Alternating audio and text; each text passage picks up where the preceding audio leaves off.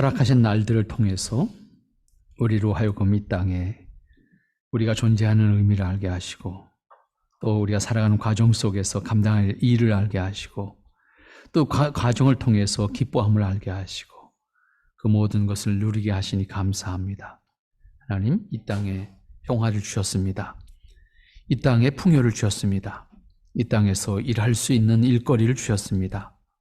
그 모든 것을 통해서 하나님의 뜻을 이루어 드리도록 살아갈 수 있는 건강을 주셨습니다. 하나님 감사합니다. 오늘 주님의 이름으로 함께 모여서 하나님의 성호를 찬양하기를 원합니다. 하나님, 성호를 찬양함에 있어서 하나님 앞에 기쁨과 영광이 있는 것처럼 그 은혜에 동참하고 그 영광이 동참하는 저희가 되기를 원하오니, 하나님, 믿음으로 함께하는 모든 이들이 아버지의 은혜와 영광에 동참하는 기쁨 얻게 하시고, 그것을 통해서 땅에서 주님의 뜻을 기꺼이 살아가기에 부족함이 없도록 축복하옵소서. 오늘도 주의 사랑과 권능으로만 함께 하심에 있어서 부족함이 없도록 인도하시고, 선의 역사하실 때 보시기 합당하고 아름다운 모습으로 하나님 앞에 함께하는 저희들 되게 하옵소서. 이 시간 아버지 말씀을 상고하기로 원합니다. 하나님, 말씀을 통해서 우리에게 교훈하시는 바 하나님의 뜻을 마음에 새기고 간직해서 믿음으로 세상을 이기게 하옵소서. 예수님의 이름으로 기도하옵나이다. 아멘. 오늘 아모스 3장 마지막 부분이 되겠습니다. 13절 말씀부터 14절까지, 15절까지 오늘 아모스 3장 마지막 마무리 되겠습니다. 이 아모스 3장은 처음서부터 이스라엘의 심판에 대해서 말씀하셨습니다. 특별히 이스라엘의 심판하심을 전달하기 위해서 아모스 선지자를 사용하시는 하나님이 어떠한 뜻을 가지고 계신지 12절에서 이미 분명하게 밝히고 있음을 우리가 지난 시간에 살펴보았습니다. 그리고 이어서 그러면 하나님께서 이스라엘을 심판하시겠다고 하는데 왜 하시겠다 그러는가? 어떻게 보면 이스라엘을 심판하시게 되는 구체적인 이유, 그 이유를 말씀하시는 것이 오늘 이 13절 이후에 15절까지 말씀이라고 볼 수가 있겠습니다. 그런데 하나님께서는 이스라엘을 심판하실 때 그냥 심판하신다 이렇게 말씀하지 않고, 오히려 그들을 심판하게 될 도구로 사용될 이방 나라들을 사마리아로 불러들여서 그들로 하여금 이스라엘 백성들이 부끄러움을 깨닫게 하겠다. 그들의 죄가 얼마나 부끄러운가, 그들을 통해서 오히려 자신들의 부끄러움을 깨닫게 하겠다라고 말씀도 우리가 지난 시간에 살펴보았습니다. 따라서 이 말씀을 통해서 택하신 백성을 향해서 하나님의 깊은 뜻이 어떤 것인지를 우리가 깨닫고, 우리가 이 땅에서 우리에게 필요한 것은 무엇인가 다시 마음에 새길 수 있는 그런 시간이면 좋겠습니다. 복음을 믿는 사람들이 쉽게 지나치게 되는 것들이 있습니다. 그것이 늘 귀에 있을 때마다 한 번씩 말씀드리는데, 우리는 은혜로 구원받았으니까 라고 하는 것으로서 나는 구원받았으니까 됐어 라고 하는 거죠. 물론 하나님의 뜻과 은혜는 완전한 것이기 때문에 구원의 은혜가 취소되거나 부정될 수 있는 것은 아니라 할지라도 우리가 그것 때문에 우리의 심령이 느슨한 상태가 되어서는 안 된다라고 하는 겁니다. 하나님의 은혜가 조건이 없는 것이지만 하나님의 형상으로 지음받은 존재이기 때문에 구원의 은혜를 베푸신 하나님께 대한 합당한 사람으로 내 책임과 내 본분을 다해야 되는 것도 우리에게 주어진 본분이다라고 하는 것을 잊어서는 안 된다라고 하는 겁니다. 그렇지 못할 때 우리는 똑같은 부끄러움을 당하게 된다라고 하는 겁니다. 따라서 구원이 은혜인 것을 부정하는 것이 아니라 인간의 어리석음과 무책임함, 합당한 모습으로 하나님 앞에 서야 할 자신의 도리를 다하지 못하는 것에 대해서 책망하시는 그 책망으로 본문의 말씀을 이해할 수가 있어야 되겠다라고 하는 건데, 오늘 제일 13절 말씀에서 먼저 이야기하고 있는 게 뭡니까? 주 여호와 만군의 하나님이 가라사대 너희는 듣고 야곱의 족속에게 증거하라. 아모스를 불러놓으시고 내 말을 듣고 너는 야곱의 족속들에게 이 말을 증거해라 그랬습니다. 그러니까 분명히 이 말씀은 아모스에게 한 말씀이고 동시에 아모스는 그 말씀을 들은 말씀을 야곱의 족속, 곧 이스라엘 백성들에게 그 말씀을 증거하라 이 얘기잖아요. 그러니까 결국 들어야 될 대상, 하나님의 말씀을 들어야 될 대상이 누군지, 그 다음에 대상이 누군 것뿐만 아니라 그 내용이 무엇인지 그것을 이제 말씀하고 있는 내용이란 말이에요. 이렇게 하나님은 아모스를 불러서 이스라엘에 대한 하나님의 뜻을 전달하라고 말씀합니다. 여기서 하나님은 자신의 뜻이 이스라엘에 대한 것임을 분명하게 확인하고 있습니다. 지나가는 말이 아니라 예언의 내용이 전적으로 이스라엘에 대한 것임을 주지시키기 위해서 한 번 더 강조하고 있습니다. 선지자의 직분이 어려운 것은 이런 아프고 무섭고 절망적인 내용을 전달하는 겁니다. 지난 시간에도 잠시 언급했습니다마는 좋은 말, 사람들이 듣고서 기뻐할 수 있는 말을 전달하는 것은 전달하는 사람도 기쁩니다. 요즘엔 우체부라고 하는 개념이 별로 그렇게 통신수단에 있어서 과거처럼 그것만 기다려야 되는 그런 시대가 아니다 보니까 멀어졌습니다만은 과거에는 좋은 소식도 우체부를 통해서, 슬픈 소식도 우체부를 통해서 전달되어집니다. 근데 과거엔 전보라는 게 있었어요. 전보도 우체부가 전달됐어요. 근데 전보라는 것은 급한 거잖아요. 빨리 가야 되는 거잖아요. 대부분 전보 뭡니까? 죽음에 대한 소식을 전하는 것이 대부분 전보였습니다. 그러니까 우체부가 기쁜 소식을 전할 땐 좋겠는데 이게 슬픈 소식을 갖고 올 때는 이게 전달해 주는 사람도 마음이 무거운 거예요. 그리고 받는 사람의 기분을 따라서 같이 과거엔 뭐 다 뭐랄까요, 이웃처럼 지냈으니까 그죠? 뭐랄까요, 그 기쁨도 같이 나누지만 슬픔도 같이 나눌 수밖에 없으니까 우체부가 진행이 안 되는 거예요. 다음 집으로 가야 되는데 이 사람하고 얘기를 해야 되는 거죠. 이런 사연들이 과거에는 있었습니다. 전달자로서 역할을 한다고 했을 때 심판과 종말에 대한 하나님의 뜻을 전하라고 하는 것이 아모스에게 주어지는 강조잖아요. 그런 의미에서 아모스의 역할이 그럼 쉬우겠냐라고 하는 생각도 동시에 해볼 수가 있는 거죠. 따라서 아모스에게 하나님께서 하시는 말씀은 매우 엄중하게 우리는 들어야 합니다. 그 말씀을 가볍게 듣거나 무심하게 들어서는 안 될 것이다 라고 하는 거지요. 같은 말을 듣고 전하라고 했을 때 한 사람은 가볍게 듣고 한 사람은 신중하게 들었을 경우 그 결과가 전혀 다른 것으로 나올 수 있기 때문에 하나님의 말씀을 청종하는 것은 언제나 신중하게 듣지 않으면 안 된다라고 하는 것입니다. 그러나 가볍게 들은 사람은 쉽게 지나치게 될 것이고 그 다음에 전해진 내용에 대해서 충분한 인식을 갖고 있지 못하기 때문에 오히려 그들은 당황하게 될 것이고 그 마음이 더 고통스러워질 것입니다. 여기서는 아모스 선지자를 향한 말씀이지만 이것은 하나님을 믿는 자들은 누구나 같은 마음으로 들어야 할 겁니다. 선지자는 특별한 직분과 함께 직무를 가지고 있습니다. 그들은 하나님의 특별한 소명과 함께 직무에 임하게 됩니다. 그러한 직무로 불림을 받은 사람들이 오늘날에 있어서는 목사다라고 하는 직분입니다. 목사는 성경으로 계시하신 하나님의 말씀을 이해하고 깨달아서 그 말씀으로 사람들에게 가르치고 그 말씀을 전달하는 일을 감당합니다. 그러한 의미에서 목사는 성경에 대한 바른 이해와 일관된 이해, 곧 일관된 이해라고 하는 것이 중요한 것은 각자 다 다른 생각할 수 있는 부분이기 때문에 이것이 성경이 말씀하고 있는 일관된 것을 이해할 수 있어야 된다라고 하는 것. 그 책임이 가르치는 자에게, 전달하는 자에게 있다라고 하는 것입니다. 다만 선지자와 다른 점은 선지자는 직접 하나님의 말씀을 듣고 그것을 전달하지만 목사는 이미 기록된 말씀, 곧 성경을 전달하고 그 뜻을 깨달을 수 있도록 가르치는 일을 하는 겁니다. 그러면 그리스도인은 안 듣거나 안 보아도 되는 것인가? 그렇지 않습니다.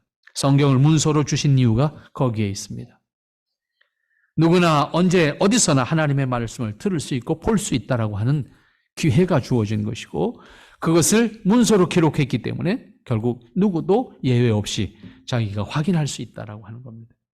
다만 목사는 그것을 바르게 가르치고 바르게 인도하는 역할을 하는 겁니다. 그래서 직접 하나님의 말씀을 읽고 깨닫고 하나님 앞에 설 수 있는 사람들이 될 수 있는 시대가 되었습니다. 이것은 마지막 때에 하나님 앞에 설 때 누구도 핑계치 못하기 위함입니다. 난 몰랐어, 난 못 들었어, 난 안 봤어, 이것이 안 된다 그런 얘기입니다. 그러므로 그리스도인은 누구나 하나님의 말씀을 듣고 또 읽고 깨달아서 그 말씀에 대해서 내가 책임지는 응답을 하는 삶을 살아야 한다는 겁니다. 우리를 향하신 하나님의 뜻을 알 수 있기 때문에 하나님 앞에 설 때 우리는 핑계치 못한다 그런 의미입니다. 그러므로 우리는 나는 몰랐기 때문에 라고 하는 것으로 우리의 모든 것이 면제될 수 있는 것이 아니다 라고 하는 겁니다. 그러한 의미에서 그리스도인은 성경을 통해서 하나님의 말씀이 무엇인지를 깨닫고 하나님께서 나를 지으신 목적이 무엇인지를 깨닫고 나에게 이 일을 맡기신 일이 무엇인지를 왜 맡기셨는지를 깨달아서 그것에 충실하게 응답하는 것으로서의 자신의 삶을 만들어 가야 한다는 겁니다. 그것이 그리스도인으로서의 삶이에요. 그리스도인으로서 산다는 것은 나중에 늘 말씀드리면 요행을 기다리면서 요행을 바라는 마음으로 내가 원하는 것을 이루기 위해서 단순히 살아가는 것이 아니다 그 말씀입니다. 철저하게 하나님께서 나를 지으신 목적, 하나님께서 나를 부르신 이유, 하나님께서 나를 세우셔서 그 일을 감당하게 하신 이유가 무엇인가를 찾는 겁니다. 그런 의미에서 그리스도인은 성경을 통해서 하나님의 소명이 무엇인지를 깨달아서 응답하는 신자로 살아야 합니다. 동시에 그 말씀을 들을 때나 그 말씀을 읽을 때나 하나님께서 그 말씀을 내게 하시는 이유를 깨달아야 합니다. 우리에게 주어진 모든 상황 속에서 하나님께서 나를 통해서 하시고자 하는 나를 이 땅에 있게 하신 이유를 찾을 수 있을 때 우리는 한순간도 헛되게 시간을 보내지 않게 될 것입니다. 하나님은 그 말씀을 듣고 응답하는 자를 기뻐하십니다. 완전한가 완전하지 않은가 그건 두 번째 세 번째 문제입니다. 내가 깨달은 바를 하나님 앞에 응답하는 자로서의 삶을 살고자 할 때에 하나님께서는 우리의 길을 더 적극적으로 인도하시기 때문입니다. 그러므로 교회와 목사는 바른 이해를 위해서 바른 깨달음을 위해서 책임을 감당해야 됩니다. 동시에 모든 신자는 하나님의 말씀을 듣고 깨달아서 그 말씀에 응답하는 자의 모습이 되어야 됩니다. 이 과정 속에서 우리는 내가 듣기 좋아하는 말씀도 있지만 내가 듣기 싫어하는 말씀도 있습니다. 이때에 우리는 그 말씀이 어떠한 것이든지 상관이 없습니다. 그 말씀을 들어야 합니다. 내가 듣기를 원하는 것만 골라서 듣는다고 하면 그것은 장애인이 됩니다. 영적 장애인이라는 표현을 할 수 있을는지 모르겠습니다. 그래서 결국은 우리가 균형 있는 신앙을 가지지 못하게 된다. 균형 있는 신앙 인격을 형성하지 못한다라고 하는 의미가 될 것입니다. 이렇게 한 번 더 강조를 한 다음에 14절 말씀에 가서 이스라엘을 왜 심판하시겠다고 하는지 그 이유를 설명합니다. 뭐라고 합니까? 내가 이스라엘의 모든 죄를 보응할 날에 베델의 단들을 벌하여 그 단의 뿔들을 꺾어 땅에 떨어뜨리겠다라고 말씀하십니다. 간단하게 이런 표현하죠. 내가 이스라엘의 모든 죄를 보응하는 날이 올 것이다. 끝나는 심판하시는 날이에요. 근데 그 죄를 보응하시겠다 했단 말이에요. 그럼 그 죄가 뭐냐라고 했을 때 그 다음 이어지는 말이지. 베델의 단들을 벌하겠다. 이 표현을 했어요. 결국 14절부터는 구체적으로 아모스를 통해서 이스라엘에게 전달되는 말씀이 무엇인가 하면 그들이 무엇 때문에 심판을 받아야 하는지 그들의 죄가 무엇인지를 설명하고 있는 겁니다. 앞에서 반복했던 말씀처럼 하나님의 심판이라고 하는 것은 감정적이거나 맹목적인 폭력을 행사하겠다고 하는 것이 아닙니다. 그들이 행한 죄가 무엇인지, 곧 이스라엘의 죄가 무엇인지, 그리고 그들의 죄를 근거로 그들이 행한 대로 벌을 주시겠다라고 하는 것이 일관된 하나님의 입장이잖아요. 이방 나라들이 심판받을 때에도 그랬고, 이스라엘에 대한 심판을 말씀하실 때에도 똑같은 원리로 말씀하셨습니다. 결국 그들이 행한 대로 심판하시겠다라고 하는 하나님의 심판의 기본적인 입장은 변하지 않는다라고 하는 겁니다. 이때 하시는 말씀이 이스라엘의 모든 죄를 보응하는 날이라는 표현을 했습니다. 결국 여기서 하나님은 이스라엘을 심판하는 것과 함께 그들이 행한 죄에 대한 보응을 하시겠다라고 말씀하셨습니다. 여기에서 이스라엘 죄에 대한 심판의 날이 있을 것이라는 사실을 분명히 증거하고 분명히 말하라. 우리말 성경에는 이것을 구체적으로 표현하고 단어 하나를 설명하지 않고 넘어갔습니다만은 하나님께서 그들의 죄에 보응하는 날이 있다는 사실을 증거하고 말해라. 우리는 13절에서 그냥 한마디로 증거하라 이렇게 표현하고 넘어갔어요. 그런데 두 번이 반복됩니다. 증거해라, 말해라. 뭐가 있다는 사실을 죄에 대해서 응보하는 날이 있다라고 하는, 보응하는 날이 있다는 사실을 증거하고 말해라. 따라서 아모스는 하나님께서 이스라엘을 심판하실 만큼 엄중하게 생각하는 죄가 무엇인지 그 다음 이어서 구체적으로 말씀하시는데 그것을 뭐라고 말합니까? 그들의 모든 죄 이렇게 우리는 한마디로 정리하고 넘어갔습니다만은 그냥 모든 죄라고 하는 말로 이렇게 한마디로 묶었어요. 그런데 이것은 구체적으로 표현하면 범법, 하나님의 규례를 지키지 않은 것, 하나님의 규례를 지키지 않은 모든 것을 구체적으로 지적하는 말씀입니다. 이것은 지금까지 하나님께서 이스라엘을 섭리하는 과정에서 이스라엘에게 주신 율법이 있습니다. 그때그때 필요한 것을 세웠던 율례들이 있습니다. 이것을 지키지 않은 것에 대한 지적입니다. 하나님께서 이스라엘을 섭리하면서 인도하시는 과정에서 적절하고 필요한 것들을 선지자들과 사사들을 통해서 세우게도 하셨고 말하게도 하셨고 그것을 지키도록 하셨습니다. 경우에 따라서는 당장 그 순간에 필요한 대책으로 주시기도 했습니다. 그래서 그 대책으로 주신 것에 대해서 하나님 말씀대로 행하는 자들은 그 위기 상황 속에서 구원을 받게 하셨습니다.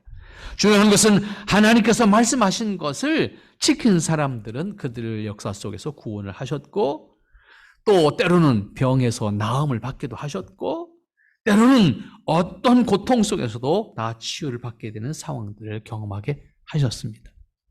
그렇게 해서 그 백성을 이끌어 오셨습니다. 그런데 그들이 땅을 차지하게 되고 다시 말하면 방랑하는 생활을 끝내고 나라를 형성하고 왕을 만든 다음부터 엉뚱한 짓 하는 거예요. 하나님의 말씀, 하나님의 율법, 하나님의 규례를 지키지 않는 거예요. 이 역사를 잘 우리가 살펴보면 사람이 참 똑같다 하는 생각하게 됩니다. 그들만 특별해서가 아니요, 우리 똑같습니다. 이스라엘은 집시와 같은 삶을 살았던 사람들입니다. 팔레스타인의 자리를 잡고 나라를 만들 수 있었습니다. 그런데 이스라엘이 자신들을 인도하신 하나님의 섭리와 은혜를 잊어버렸습니다. 여러분, 이스라엘이 얼마나 큰 땅덩어리입니까? 조그만 땅덩어리잖아요. 걸어가도 이쪽 끝에서 저쪽까지 며칠 다 걸어갈 수 있는 거리예요. 그 조그만 땅덩어리지만 그걸 차지한 다음에 나라가 만들어지자마자 그들이 뭐 했다고 했습니까? 베델에 단을 지었다. 베델에 단을 만들고 우상을 섬기는 사람들이 되었다. 하나님께서 가장 엄하게 말씀하시는 것, 하나님 외에 다른 신을 섬기면 안 된다. 다른 신을 섬기는 것을 철저하게 처음서부터 금했습니다. 나아가 다른 신을 만들어서는 안 된다. 그런데 이스라엘이 정착하자마자 베델의 금송아지를 섬기는 단을 만들고 금송아지를 숭배하는 신앙을 가지게 되었습니다. 하나님이 진노하실 수밖에 없는 엄청난 죄를 범하게 된 것입니다. 이것은 이스라엘 왕 여로보암 1세가 베델에서 만든 것으로서 이스라엘이 하나님 대신 우상을 숭배하는 것을 실제로 보여주는 증거입니다. 이렇게 구체적으로 이스라엘이 무엇을 잘못했는지를 지적하면서 이에 대해서 하나님은 그 단의 뿔들을 꺾어 땅에 떨어뜨리겠다. 단의 뿌리라고 하는 것은 제사를 행하기 위한 행위의 구체적인 도구로 사용되어지는 것이고 동시에 그 제단의 권위를 상징하는 겁니다. 그런데 그것을 다 부셔서 땅에 박살내겠다. 이것은 우상을 섬기는 제단 자체를 완전히 파괴해야 하겠다는 것이고 동시에 우상을 섬기는, 우상을 최고의 권위로 생각하는 이스라엘 백성들도 결국 제단과 함께 멸망시키겠다라고 하는 선언으로 해석을 할 수가 있을 겁니다. 이것은 이스라엘과 하나님의 관계에서 이해해야 합니다. 이것은 오늘날 그리스도인과 하나님의 관계도 다르지 않다는 것을 전제로 생각할 수 있어야 합니다. 창조주 하나님과의 관계는 사람에 의해서 설정된 것이 아닙니다. 다시 말하면 사람이 하나님을 믿음의 대상으로 선택해서 내가 선택해서 가지고 있는 것이 하나님과 사람의 관계가 아니라는 것입니다.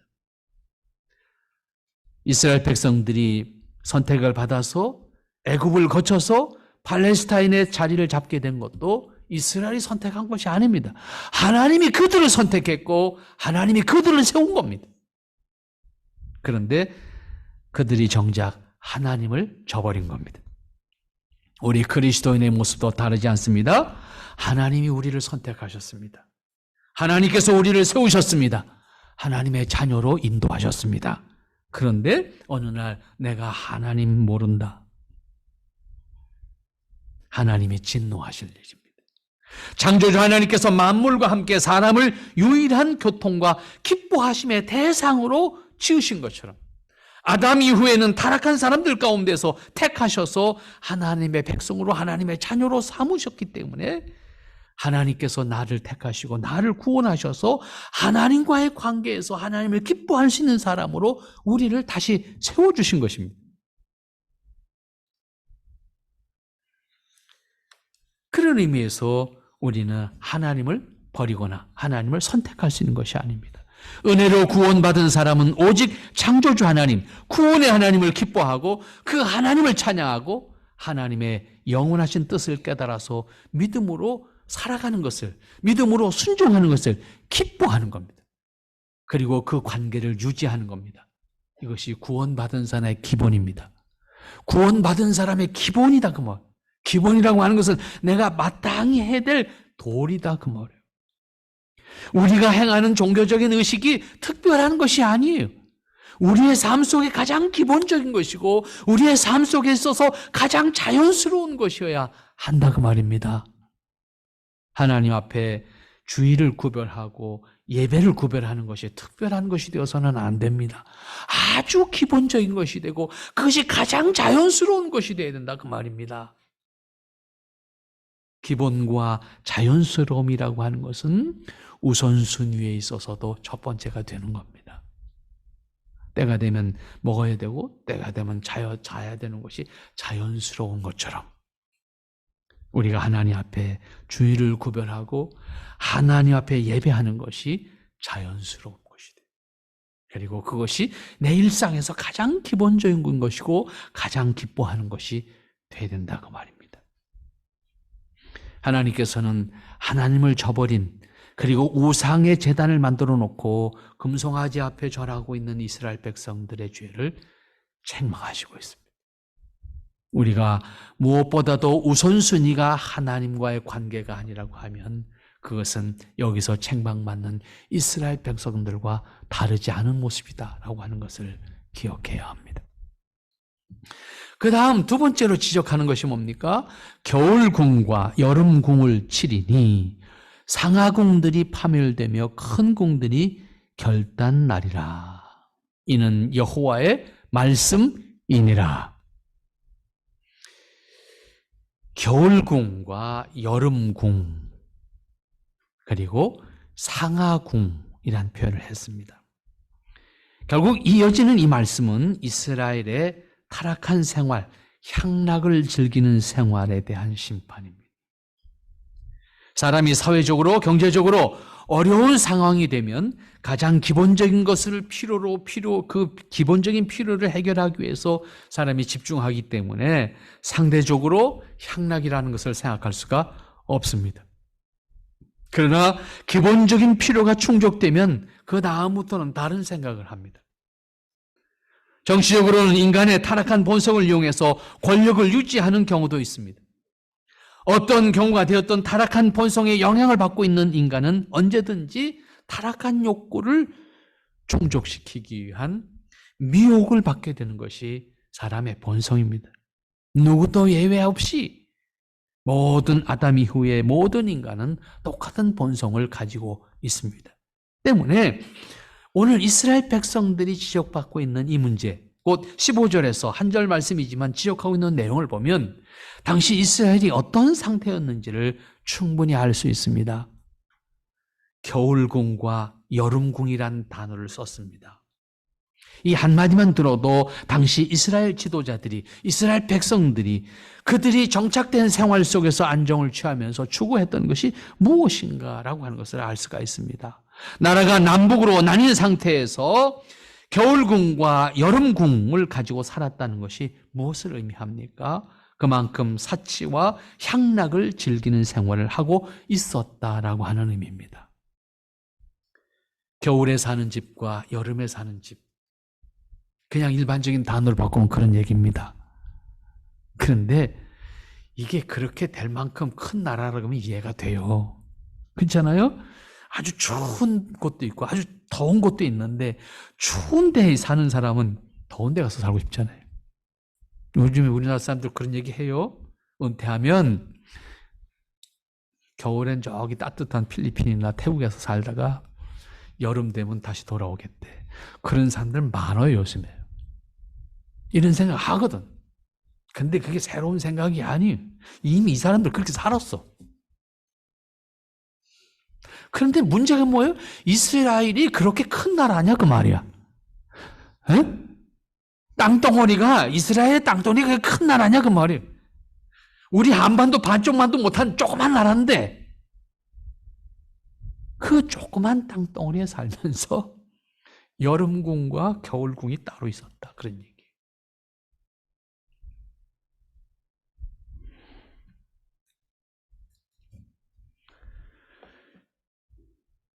팔레스타인 가운데서도 그것도 남북으로 나누어져서 정말 조그만 땅덩어리인데 그 작은 나라에서 어디다가 겨울궁을 짓고 살았고 어디다가 여름궁을 짓고 살 수 있겠습니까? 표현은 겨울궁과 여름궁이라는 단어를 썼지만 그들의 사치한 삶을 말하는 겁니다. 이것은 어디까지나 거처가 많다는 것이고 그만큼 향락을 즐기기 위한 사치스러운 장소를 만들었다라고 하는 의미가 될 겁니다. 겨울궁과 여름궁이라고 하는 표현이 낯설긴 하지만 그 당시에 있었던 것은 그 당시에만 있었던 것은 결코 아닙니다. 조금 여유롭게 되면 표현과 단어는 달라도 사람은 본능적으로 할 수 있고 할 수 있다고 하면 그렇게 하고 싶어 합니다. 그러한 의미에서 어디까지나 가능한 일이 어디까지 우리 사람들이 그 자신의 마음을 하나님 앞에서 살아가지 못한다고 하면 스스로 그리스도인으로서 우리 스스로도 그렇게 자신의 삶을 선택할 수 있게 된다라고 하는 사실도 기억해야 됩니다. 중요한 것은 사치와 향락과 타락한 생활이라고 하는 것입니다. 경제적인 수준에 따라서 누림의 수준이 다르기 때문에 이것은 절대적 기준을 가지고 말할 수 있는 것은 결코 아닙니다. 그렇기 때문에 절대적 기준을 말할 수 있는 것은 아니지만은 경제력과 관계없이 향락이나 타락한 생활이 되어서는 안 된다라고 하는 것은 분명하게 그리스도인으로서 자기가 가지고 있어야 되는 분명한 생활입니다. 그 다음 더하여지는 말이 있습니다. 상하궁들이라고 하는 또 하나의 궁이 설명되고 있는데 상하궁이라는 단어를 씁니다. 상하궁이라고 하는 말이 어떤 의미입니까? 결국 상하로 만든 궁, 한번 상상을 한번 해보세요. 중동 지방에 특별히 상하로 장식하는 것을 대단히 영예롭게 생각하는 풍습들이 있습니다. 상하를 가지고 집을 지었는지는 모르겠지만 얼마나 당시에 큰 가치를 지닌 이 상하를 가지고 집을 마련했겠는가. 그리고 우리말로 번역되어 있는 큰 집. 두 단어가 나옵니다. 상하궁, 큰 집. 이스라엘이 향락과 사치가 어떠한 것인지를 알 수 있게 하는 표현입니다. 다시 말하면 사치가 극치에 달아있는 상태다라고 표현을 할 수가 있겠죠. 상아로 지은 집에 사는, 혹은 상아로 장식한 집에 살고 있는 상상을 한번 해보시기 바랍니다. 지금도 다르지 않습니다. 상으로 지은 궁전을 생각해 보십시오. 과연 그것이 어떤 것인가? 또 그 집의 크기가 큰 집으로 표현하고 있는 것은 그 궁전이 어떠한 것인지를 생각해 보시기 바랍니다. 그런데 그러한 궁들이 한 채가 아니라 우리말로는 그냥 상하궁이라는 단어로 썼고 큰 집이라고 하는 단어 썼는데 원어를 보면 전부 복수명사로 되어 있습니다. 한 채가 아니라는 의미입니다. 이스라엘의 귀족들과 왕은 이렇게 사치와 향락을 즐기기 위해서 당시로서도 상상할 수 없는 상아로 지은 집을 짓고 살았다. 사람이 욕구하는 것을 충족시키는 것은 사무로 끝이 없습니다. 우리에게서 가장 중요한 문제가 무엇인가 하면 하나님 앞에서 우리가 어떻게 살 것인가. 앞에 말씀드렸던 것처럼 경제적 수준에 따라서 사치와 향락이란 사치의 개념이라고 하는 것은 달라질 수 있습니다. 그런 의미에서 절대적 기준을 갖고 말할 수는 없습니다. 하지만 우리는 모두 내가 그리스도인으로서 무엇을 선택할 것인가, 그리스도인으로서 내가 어떻게 살 것인가 라고 하는 것에 대한 기준을 자기 나름대로 가지고 분명하게 그 기준에 의해서 자신의 삶을 선택할 수가 있어야 돼요. 그런 의식들이 우리에게 만들어질 때 내가 살아가는 방식과 그리고 하나님의 뜻을 함께 이루어가야 되는 사람들과의 관계도 내가 만들어갈 수가 있는 거예요. 그렇지 못하게 되면 결국 특별한 사람들끼리의 모습이 되고 맙니다. 그렇게 되면 우리는 그리스도 안에서 지체라고 하는 관계를 만들어갈 수가 없어요. 그런 의미에서 오늘 우리는 그들이 왜 책망을 받고 있는가라고 하는 것에 대한 이해를 다시 한번 생각을 해봐야 될 것인데, 그 다음 그렇게 지적하신 다음에 15절 마지막 부분에서 말씀하고 있는 게 뭡니까? 이에 대해서 하나님께서는 결단 내리겠다. 결단을 내겠다. 우리 식으로 표현하면 그냥 박살 내겠다 그런 표현 아니겠습니까? 부셔버리겠다. 그 원어의 뜻을 생각하면 부셔버리겠다. 그런 뜻입니다. 결국 멸망시키시겠다. 그런 얘기입니다. 더 이상 그것들로 사치와 타락한 생활을 할 수 없도록 없애버리겠다라고 하는 것입니다. 궁들을 없애겠다는 것으로 끝나는 것이 아니고 그 과정에서 이스라엘 백성들은 엄청난 고통과 아픔을 경험하게 될 것입니다. 그것은 특별히 그 사치와 향락을 즐기던 사람들은 정신적으로도 많은 고통을 당하게 될 것이고 실제로 육체적인 고통도 당하게 될 겁니다. 사치와 향락을 일삼던 사람들이 경험하는 고통과 아픔은 훨씬 더 크게 다가오기 때문에 이스라엘에게 주어진 심판은 그들에게 감당할 수 없는 수치와 고통을 경험하게 하는 것이 될 것입니다. 이처럼 순간의 향락은 영원한 고통과 수치를 자초하는 것이 될 수 있다라고 하는 사실을 우리에게 교훈하는 말씀입니다. 따라서 우리는 다시 한번 우리에게 주시는 물질의 축복이라고 하는 것을 어떻게 사용하는 것이 하나님이 기뻐하시는 것일까라고 하는 것도 생각하고 나는 그것을 어떻게 하나님의 기뻐하시는 뜻대로 사용하도록 내가 살아갈 것인가라고 하는 문제도 우리 스스로가 판단하고 계획해서 사용할 줄 알 수 있을 때 하나님이 기뻐하시는, 또 하나님이 기뻐하시는 것을 내가 기뻐함으로 살아갈 수 있는 사람이 되고 그것을 통해서 지극히 기뻐하는 사람으로 하나님 앞에 설 수 있는 우리들이 된다는 사실입니다. 언젠가 한번 여러분들에게 소개했던 우리 강화도 홍의교회라는 교회 종순이라고 하는 사람 언젠가 한번 소개를 해드렸던 적이 있습니다. 그분이 예수님을 처음 믿게 된 다음에 이 홍의교회가 강화도의 안디옥 교회라는 말을 듣습니다. 두 번째 세워진 교회인데 그 두 번째 세워진 교회가 강화도 복음화에 가장 큰 역할을 합니다.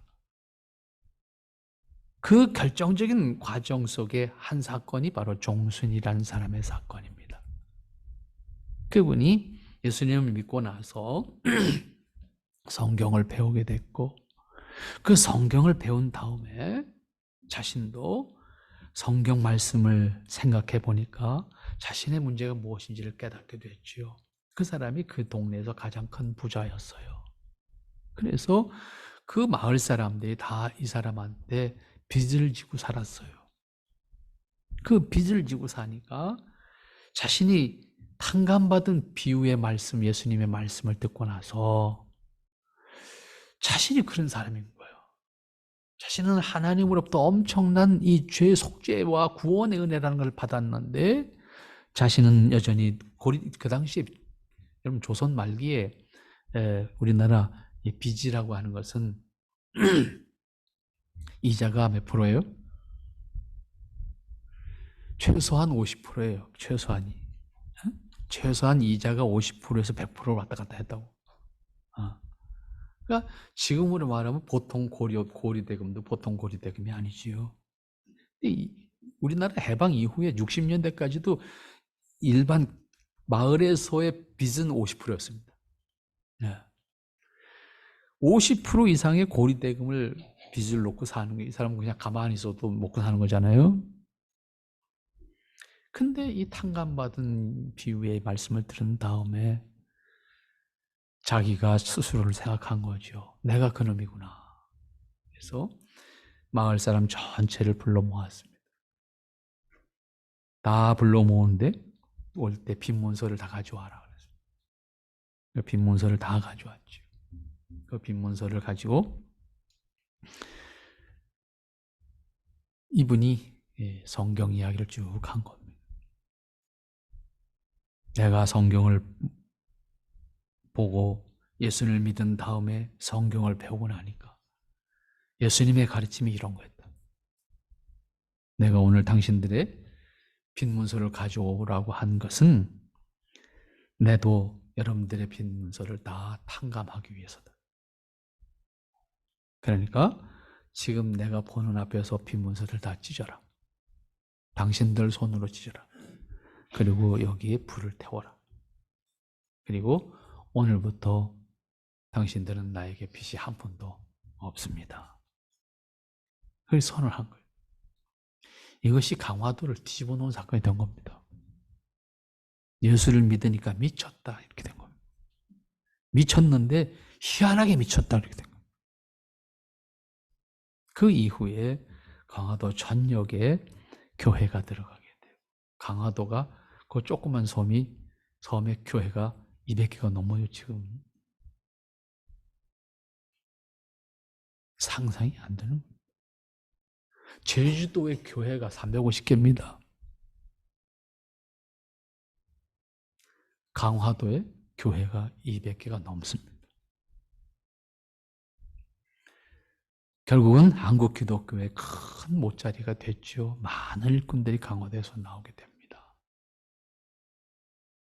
우리가 하나님 앞에서 주어지는 복들이 하나님이 어떻게 쓰시기를 원하시는가라고 하는 것을 생각해 보면 오늘 다시 한번 이 말씀, 이스라엘 백성들이 그 짧은 기간 동안에 남북으로 갈려진 이후에 이렇게 어리석은 짓들을 하고 있는 모습을 책망하는 하나님의 책망을 다시 한번 그들의 책망으로 생각하지 말고 오늘 우리에게 주어진 현실 속에서 우리에게 무엇을 감당하라고 하시는가 생각하면서 하나님의 은혜로 받고 하나님의 기뻐하시는 뜻을 살아서 하나님 앞에 큰 복을 더 누릴 수 있는 하나님의 사람들 되시기를 바랍니다. 기도합니다. 거룩하신 아버지 하나님 은혜를 감사합니다. 우리가 심히 부족하지만 하나님께서 늘 주장하시고 인도하시니 감사하고 어리석음 가운데서도 선히 인도해 주시니 감사합니다. 주님 영광 받으시고 주님 기뻐 받으시고 주님 기뻐하시는 그 길에 우리를 세워주시어서 하나님 바라시는 아름다운 모습으로 승리할 수 있는 주님의 권속들이 되게 하옵소서. 예수님의 이름으로 기도하옵나이다. 아멘.